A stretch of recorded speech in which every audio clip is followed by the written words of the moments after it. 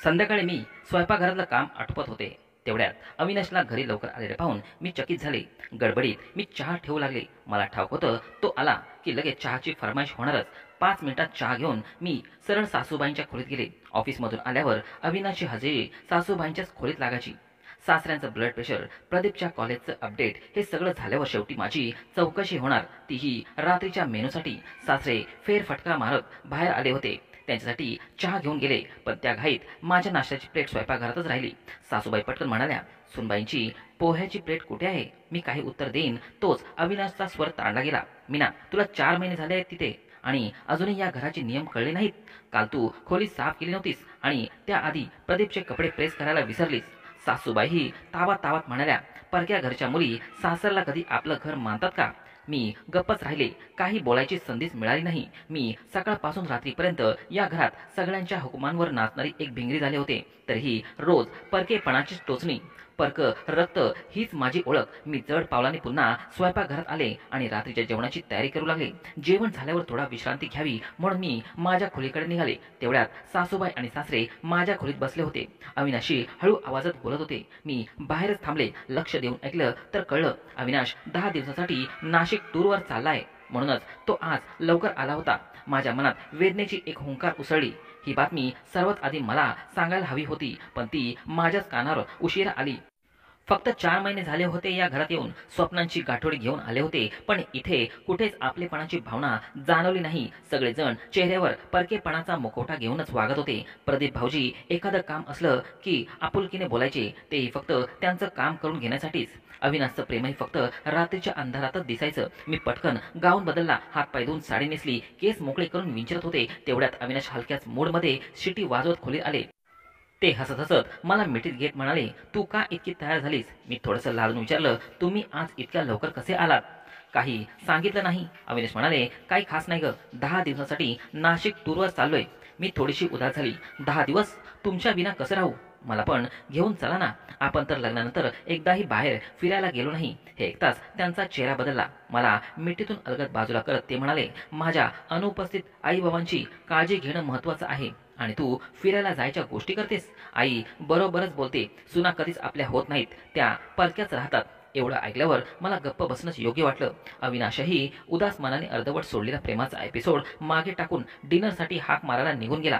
प्रदीप भाऊजीही आले होते. मी सासरच्या आवडीची मेथीची भाजी आणि सगळ्यांच्या आवडीचं वरण भात भाजी यांची तयारी करत होते. गरमागरम चपात्या बनवत मी सर्वांना वाढत होते. डिनर झाल्यावर सगळे खुर्च्या ओढून उठले आणि निघून गेले. कोणीही मला तू जेवण घे असं म्हणालं नाही. ना कोणी मला वाढायला थांबलं, ना कोणी माझं जेवण झाले का हे विचारलं. मी सुद्धा आता लाज संकोच बाजूला ठेवून पटकन हात धुतले आणि स्वतःचं ताट स्वतःच वाढून घेतलं. राहिलेलं जेवण जणू माझी वाटच पाहत होतं.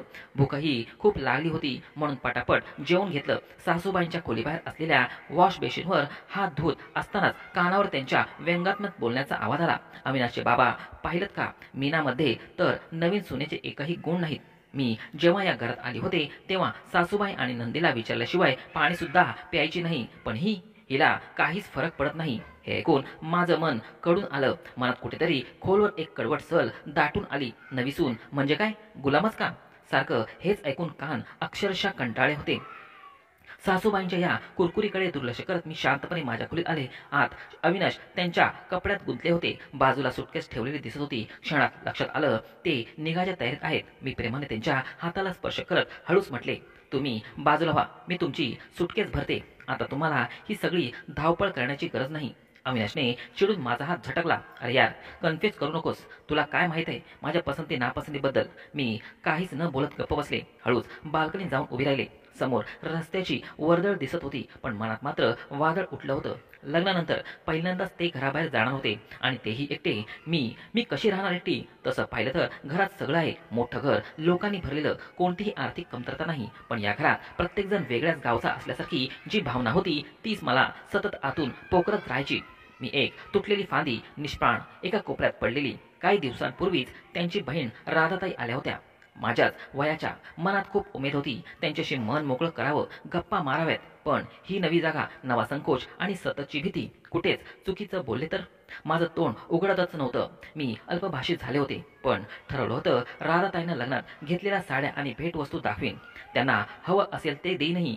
त्यांच्या सासरी त्यांचा मान वाढेल असं वाटलं. मी मोठ्या उत्साहात प्रदीप भाऊजींना आवडीनिवडी विचारून त्यांच्यासाठी पालक पनीर बटाट्याची भाजी बनवली होती. हलकासा मेकअप करून मी आतुरतेने त्यांची वाट पाहू लागले.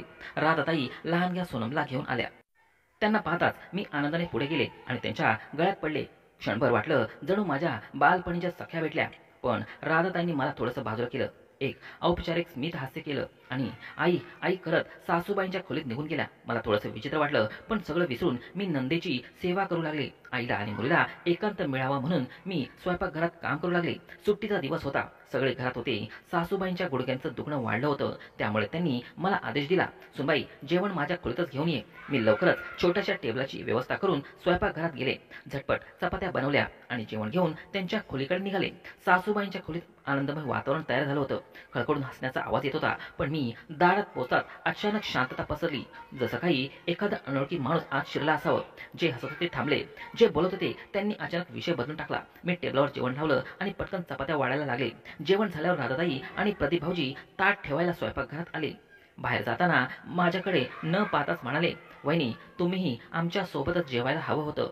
मी काही उत्तर देणार तोपर्यंत ते दोघं निघून गेले. पुन्हा एकदा शांतता.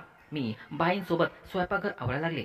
खूप मन होतं की मीही त्यांच्यासारखीच हसावं, बोलावं, खिनळावं, पण ना कोणी बोलवलं ना माझं धाडस झालं.